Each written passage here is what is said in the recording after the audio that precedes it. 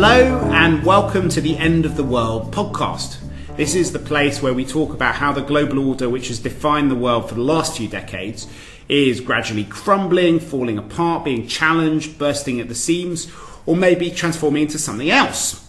Every week I'm going to talk to a big thinker who is engaging with this central question of our times. We'll be talking to politicians, to professors, journalists, hackers, intellectuals, military strategists, and many others. This week, I'm particularly thrilled to be talking to Carl Bildt, who, amongst other things, was Prime Minister and Foreign Minister of Sweden, is one of the co-chairs of the European Council on Foreign Relations, but is also one of the big pioneers of thinking about what the liberal order means for the internet and how the internet should be governed.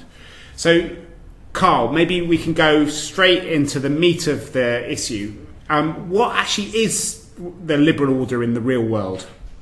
Well, in the real world, in the big world, of course, the liberal order is a number of different things that has defined the way in which the world has worked since 1945 and in an enlarged and deepened version since 1991. That has affected security, trade, economic relationships, governance of conflicts, more or less, has to be said, but primarily worked fairly well during a period from, say, 1991, the fall of the Soviet Union, up until, say, 2008 or something like that, when the confrontation started to be more marked on global affairs. So that, I think, is what we talk about as a liberal global order, which has given, by the way, if you look at statistics, has given mankind probably the best quarter of a century ever in human history. If you look at all of the social, economic, human, whatever indicator that you can find, it's been an extraordinary successful period for the world, and that is to a large extent due to a combination of two things, has to be said: the liberal global order and, of course, advances in science and technology. But they alone would not have been enough to produce the spectacular successes that we've seen. So, to what extent do you think that order is now coming apart? Do you think it really is the end of the world as we know it? Well, I wouldn't say the end of the world, and I wouldn't say coming apart, but it's clearly under attack. It is fraying. It is splintering to a certain extent. You can see it on the security side, obviously, with not only the Russians not accepting the rules of the games, but wanted to rewrite them and do their own thing. The Chinese clearly asserting their powers. And lately, of course, we have the United States, which has been sort of the custodian, more or less, of the liberal global order, saying effectively, we don't care. It's not only the president. We had this op-ed piece by the National Security Advisor and by the head of the National Economic Council saying that, no, it's not rules, it is rivalry. That is the dominating feature, and we're going to play our game. It doesn't unravel the entire liberal global order, but clearly it is under threat and under danger. So one of the things which has really created global order in the sense that it has brought the world together in ways that were completely impossible to imagine, even in the early days of my own lifetime, is the internet. And you were one of the chairs of the Global Commission on Internet Governance, which spent a few years looking hard at the future of the internet and the way that is being changed by some of the trends that you described in geopolitics with the rise of other powers. Can you talk a bit about what kind of order we have on the internet and what some of the challenges are to the liberal order in the internet world? Yes, the internet is, of course, a rather unique phenomenon, has to be said. It has very rapidly, say in a quarter of a century or something like that, evolved into the by far most important infrastructure of the world, and is soon to be the infrastructure of every other infrastructure. And it started really from sort of the private sector de facto. You can say that there was an amount of governmental research money into it, but essentially out of the academia, out of the technology community, out of business. And it has evolved under a system of governance, which we call the multi-stakeholder approach. That is a biosphere or web of different institutions and different organizations and different arrangements that has governed and decided standards and protocols and name systems and domain name systems, essentially not without too much government control. and has, as said, worked amazingly well. But a system of governance, multi-stakeholder, bottoms up, that is, globally speaking, fairly unique. What is happening now is, of course, that governments are becoming aware, not only governments, everyone is becoming aware of the enormous significance of the net. It is really the blood of our societies and will be even more in the future. Internet of Things or Industry 4.0 or whatever you're talking about, it's all about the internet. And that means that they want to control it. They see it as an opportunity, certainly, but some regimes, say the Chinese, see it as a threat and want to bring it under control. And accordingly, we have a discrete global battle underway for control of the net, where you can say you have on the one side the West, the Americans, the Europeans to some extent, defending the multi-stakeholder dynamic governance approach of the net. And then you have an emerging coalition led by the Chinese who say, this is too important, we need the states to control this. It is threatening our monopoly of power, our monopoly of information. And that's a battle that is being fought as we speak. And to what extent is it really this bipolar battle between a sort of open and a closed internet versus one where there are lots of different forces at play? Certainly in some European countries, people are very worried about the dominance of big American companies that seem to be out of control and are making very, very important decisions which have an enormous impact not just on economic issues, but actually on the future of our politics, of our daily discourse, and which seem to be well beyond the sovereignty of any individual country to affect. Well, I mean, you can certainly hear that in certain European countries and in part of the political spectrum. I think that's vastly exaggerated. If you don't want to be part of Facebook, you don't need to be part of Facebook. I'm hardly on Facebook myself. And I don't feel that Facebook controls my life in any sort of way. And we should not forget that the biggest internet nation of the world ain't the United States, it's now China. The Chinese government invests more in controlling the internet than the American government is even in the vicinity of. And while American internet companies go up and down, we are more aware of those that are going up. But I mean, remember CompuServe, remember America Online, remember Dell Computer, remember, I can't remember all of them that have disappeared. In fact, when I went to Facebook recently, they told me that beneath the logo for Facebook, you have a logo for Sun Microsystems, which Mark Zuckerberg wanted to keep there to remind people how companies can rise and fall. Yes, they can. And they will, because it's such an incredibly dynamic environment. I mean, Twitter didn't exist some years ago. Snapchat didn't exist a couple of years ago. What will be there? WeChat is much larger than the Chinese system. Alibaba is bigger than Amazon and eBay taken together. And I do think that in our free dynamic societies, I'm more at ease with these different business-related entities fighting it out with each other. May the best one win, than I am with sort of governments taking control of this. And mind you, Google can use the information to some commercial advantage. You can like or dislike that. A government can use information on individuals for far more, both benevolent has to be said, but also dangerous purposes versus individual freedoms.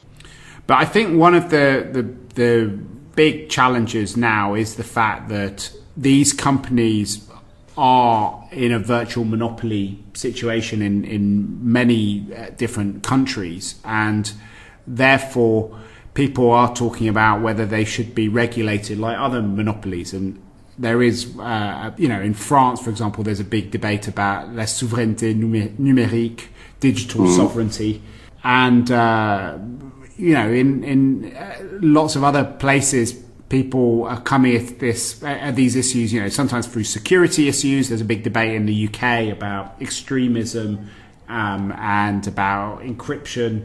There are other countries that are more worried about the economic opportunities being closed to domestic players because you have American companies in monopolistic positions. There are other people who are worried about the impact on the kind of national culture, because these companies might not make the same sort of choices as them. And I think, do you think that those trends could end up leading to the fragmentation of the internet into lots of different internets? I mean, they could. They could. There's a risk of what we call the balkanization of the internet. If different governments get too afraid and start to sort of regulate against the internet, I think those economies are going to lose out to a very large extent. Because what is happening is, of course, if you take a country like France, I mean, it's not that the French government have asked the French citizens to go on Facebook or Google or whatever, Twitter. They've chosen that themselves. And if you say take them away or take these systems away without replacing them with anything that is better, it means that that particular economy is going to lose out in the digital transformation. We are at the end of the industrial era. We're in the beginning of the digital era. There's going to be huge economic transformation and huge political transformations. And at the moment, yep, you have big American companies. We should not forget that we have European dominance of mobile communications technologies. We have a number of areas where European companies are very successful. We have X numbers of areas where the Chinese companies are coming big time, with the Chinese state behind them. We have an extremely vibrant Korean ecosystem. Samsung is not an entirely unknown company. And they are also extremely important. Kakao is their web platform that is conquering India as we speak about it. So it's a far more dynamic environment and will become even more so. And I would say embrace it and win. If you don't try that, you are bound to lose. So in your report, you set out 3 possible futures for the internet. Can you explain a bit how you see those futures? Well, I mean, the most dangerous one is, of course, if we have a fracturing of the internet. If states try to take control of it, you have a balkanization of the net. We can't communicate across the borders. And it's not only communication in terms of you and me talking. Increasingly, we have the digital value chains that are important. Say that, I mean, Rolls-Royce, to take a UK manufacturing of aircraft engines, they online can follow the performance of aircraft engines all over the world. They know when they are about to break down, when they need to be serviced and things like that. If those value chains break down, Scania, Swedish manufacturer of lorries, they can follow their lorries around the world or around Europe and see how the engines are doing and if the gearbox is doing fine or whatever. Those sorts of things that add enormous value to the economy. If that breaks down, there's an economic cost to it that is quite significant for those countries concerned. Then we have, which you alluded to as well, we have the trust issue. People need to trust these systems. Trust in 2 respects, either that they don't break down, I mean the cybersecurity aspect of it, but also the privacy aspect of it and the integrity of the data. And there we need sort of legal frameworks for surveillance, what the states can do and what the states can't do. And then we need, in my opinion, and that's a very controversial issue at the moment, we need to allow also encryption to be there so that we can protect the data that we want to protect. Not only from people looking at the data, that might be one of the least aspects of it, but changing the data as part of either cyber warfare or, as we've seen lately, the so-called ransomware attacks, to be able to protect ourselves against that. But that is something that is controversial also with security authorities around the world. Okay, so that's the worst scenario. And what are the other 2 scenarios? Well, to make them into 2, to simplify things, that's the worst scenario. I mean, the good scenario is, of course, that we unleash the power of the digital transformation. And I said, I'm convinced that we are now, if you compare with the Industrial Revolution, which has been going on for 200 or something more years, we are now in the very beginning. We are roughly 2nd generation steam engine. If you compare where we are in the digital world concerning the industrial age, and we know that after the 2nd generation steam engine, there happened quite a lot, to put it very mildly, in terms of the industrial transformation.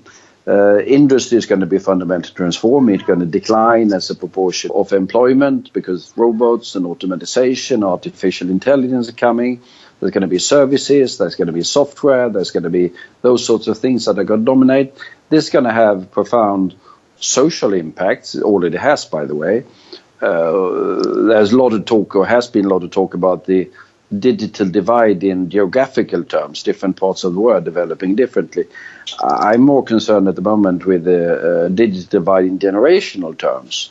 I don't think there's ever been a period when the parents have understood as little of what their young people are doing as there is. Young people all over the world are on smartphones, nearly all of them very soon, and living in a world that is very different from their parents.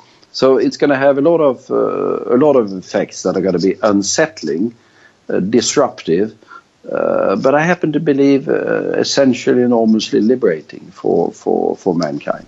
Okay, so I'd like to go a bit deeper into some of these questions of governance and how you can actually help the good scenario that you just talked about happen. But maybe before we go into that, we could deal with some of the kind of challenges in a bit more detail. One is this whole question about cyber warfare and cybersecurity, which I know is something that you've thought a lot about. It'd be really interesting to hear both how significant you think it is and how it might actually change the nature of international relations, particularly as more and more of the world becomes powered by the internet, with the Internet of Things, and a shift away from simply an internet of data and text into a different kind of internet. And the other thing which I know you've also been thinking about a lot is the question about Bitcoin, blockchain, and the kind of new currencies and what that does for the sovereignty of states. But so maybe we can do those two things and then go back to the bigger theme of general governance.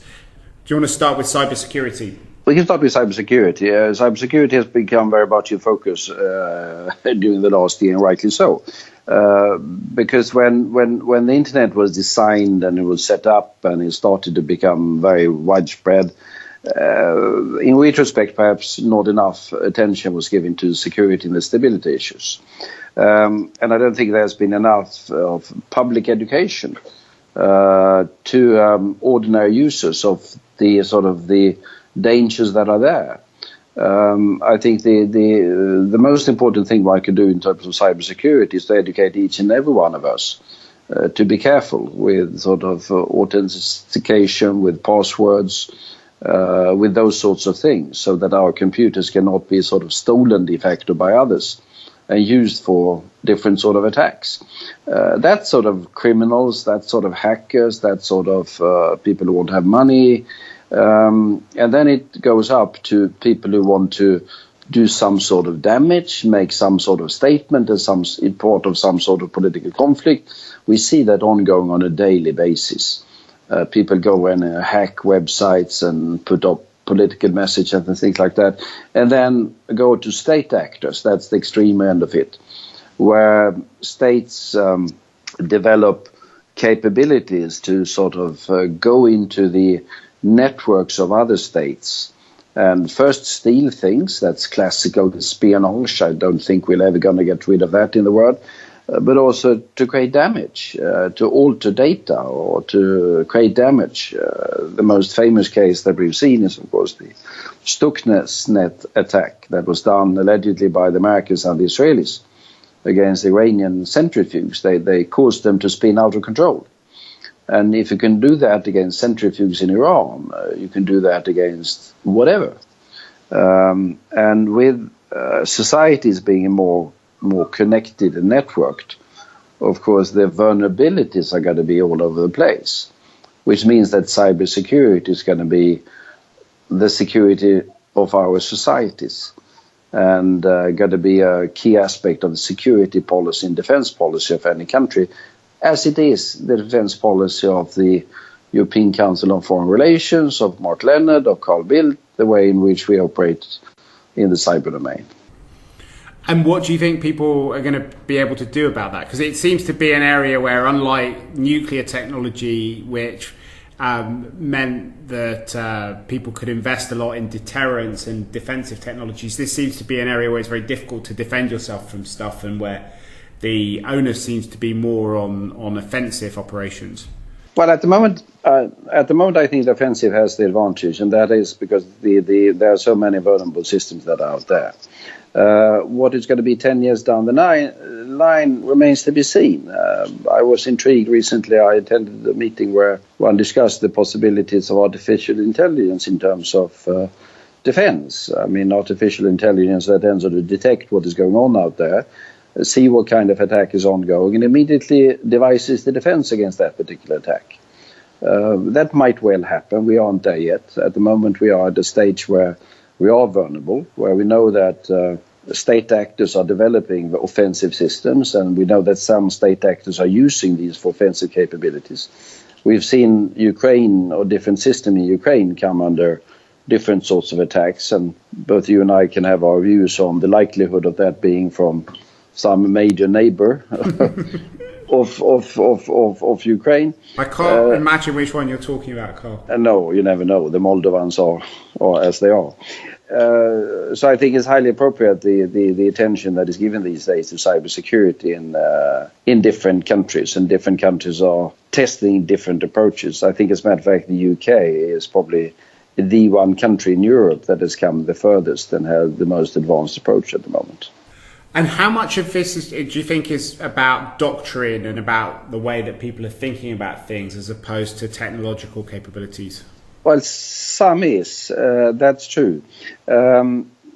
We should mention that there is an ongoing debate among governments on norms for state behavior in cyberspace. We have something called the UN, under the United Nations, a governmental group of experts. I think it's the fifth version of it. It's supposed to report in September of this year to the General Assembly. According to rumors flying around, they have failed to reach an agreement this time. They have reached agreement previously on different sort of principles and norms for state behavior in cyberspace. Some people are talking about moving towards, I think Microsoft has been talking about as a Geneva Convention. Other has talked about in terms of Westphalia Peace Treaty to regulate the future of behavior in cyberspace. I think it's too early for that, but there's an involving a very important discussion. The Chinese, very active, they talk about something called the internet or digital sovereignty, which is another way of saying that we Chinese have to be sovereign. The state has to be able to control everything. Which is not really the concept that is dominating in the Western world, obviously. So one key bit of sovereignty is this whole question of the monopoly of violence, which we've been talking about. But the other is about money. How much is Bitcoin, blockchain a threat to the idea of economic sovereignty? That remains to be seen. Blockchain is a new technology. And some people are saying that blockchain is roughly where the internet was in the late 1980s. It is, of course, a peer-to-peer technology. You can create value. And it has attracted attention for, as you say, Bitcoin and digital currencies. But there's a huge amount of other potential applications that could create vast possibilities to sort out privacy issues and quite a number of different issues. So where we are 10 or 15 years from now, let's see. In terms of the cyber currencies, remains to be seen, but you see them increasing. I see that you can go to bars in Montenegro and pay in Bitcoin these days, whatever that means. And whether they will undermine sovereignty of states remains to be seen. But clearly the entire financial system will be affected by blockchain-based technologies. To be slightly extreme, you can say banks are hardly necessary any longer if you can make direct transactions. One fascinating thing is if you want, you can replace a lot of development aid. I mean, you can transfer money directly without any bank from, say, the UK or Sweden to a poor farmer in the rural area of Kenya. And you can be dead certain, and you don't need anything in between for that value to appear with that particular farmer. And you can get rid of a lot of things in between. Now, just to take one thing, so you can also register different things that he's doing and be absolutely certain that that is absolutely correct without any intermediaries whatsoever. So what the blockchain technology has a lot of potential that is yet to be explored. So you think that the common agricultural policy and European Union structural funds might be improved by blockchain? Yeah, true. I hadn't thought about that, but that's perfectly possible. Yes, absolutely. So if we kind of zoom back out to this question of governance, which is the thing which you spent a lot of time thinking about, I mean, that obviously has a big impact on whether we get the good or the bad scenarios that you talked about at the beginning. What do you think the biggest governance challenges are, and what sorts of things do you think Europeans in particular should be pushing for at the moment? Well, I mean, first, the European Union need to develop a cyber policy, cyber diplomacy, cyber awareness. And this is slightly complicated because this entails certain competences that still rest with the nation states. A lot of security issues, intelligence issues rest with the nation states and not with Brussels. And exactly how that should be sorted out, that remains to be seen. But develop also an international cyber strategy on these particular issues. We need to be active in the debate about the norms for state behavior. Remember, I think it was 2 years ago when there was the summit meeting between President Obama at the time and Xi Jinping in Sunnyvale in California. That was dominated by cyber issues. And they managed to get an agreement where the Chinese, or both to be precise, but primarily the Chinese, undertook not to make cyber intrusions for economic gain. That has later been codified in the G20 now, the places you can discuss whether it's adhered to completely. Follow-up is happening in the UN system, the dialogue on state norms. But then we need to develop robust systems. We need to see if we can get the insurance systems up and running that can sort of drive. I do think that the insurance systems can drive a lot of the development further down the line on this. We need to have public awareness. We need to have in the different Western liberal democracies systems that people trust in terms of what the states are allowed to do in terms of surveillance, intrusions into privacy for the sake of security, and what they are not allowed to do, and proper systems for parliamentary oversights on what I think everyone agrees to some extent is necessary or not. So there's a huge amount of issues, and we also have all of the issues concerning digital trade. Free data flows. The Estonian presidency of the European Union is advancing the idea of having a fifth freedom in Europe. We have the free flow of persons, of service, of information, of goods and services, I think it is, and they want to have the free flow of data.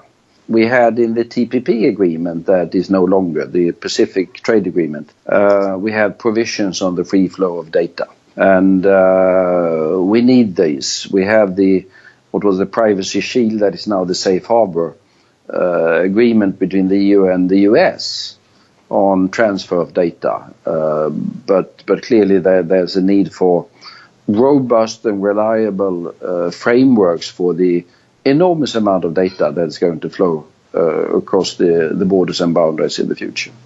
So it's a fairly big agenda, as you can hear.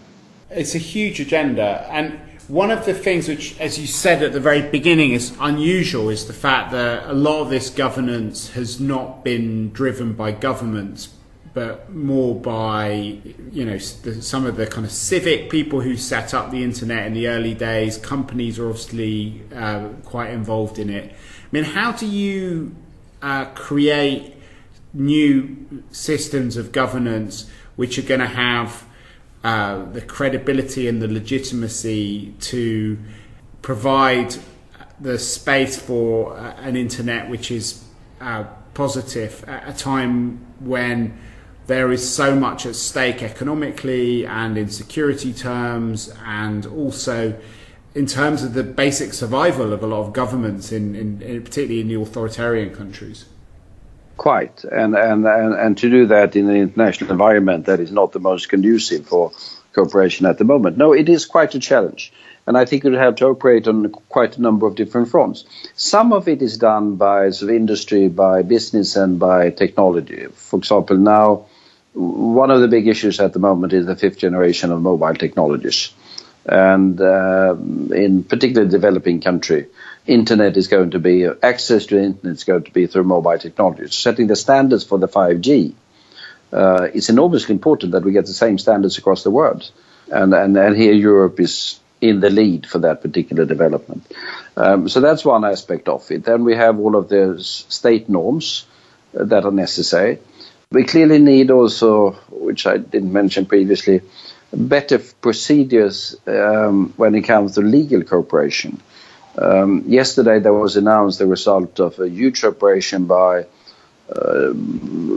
Dutch criminal authorities, by Europol, and by the FBI together to bust some of the major dark web trafficking networks. But that requires then legal cooperation in order to be able to apprehend people far away and bring them to courts in quite another country. Because, I mean, here you can have criminals sitting in one jurisdiction, a faraway jurisdiction of dubious nature sometimes, conducting criminal activities in a completely different other jurisdiction based on a server in a third jurisdiction or 4 or 5 servers, and possibly hijacking computers in X numbers of other countries. This requires a new degree of legal cooperation. We have the so-called MLAT, Multilateral Assistance Treaty, at the moment, but it's far too slow and far too cumbersome. So, I mean, in a way, the internet is a sort of microcosm or a macrocosm of the kind of wider liberal order. I mean, to what extent do you think the debates we've just been having about how you go about doing these things within the internet connect to these kind of bigger questions, including, you know, what happens to the role of the US under Donald Trump, the kind of more assertive role being played by some of these big sovereigntist powers like China and India and Russia and Turkey? Well, I'm exaggerating slightly for the sake of the argument. I think there are 2 governments in the world that take internet issues seriously.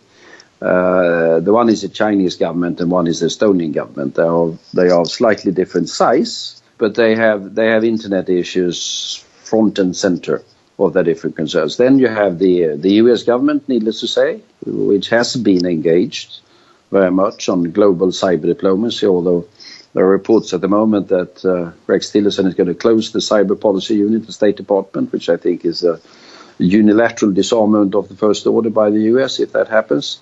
You have the EU, which has been somewhat slow due to, among other things, what I mentioned, that the EU doesn't have enough competence in all of these areas, but that needs to be sorted out.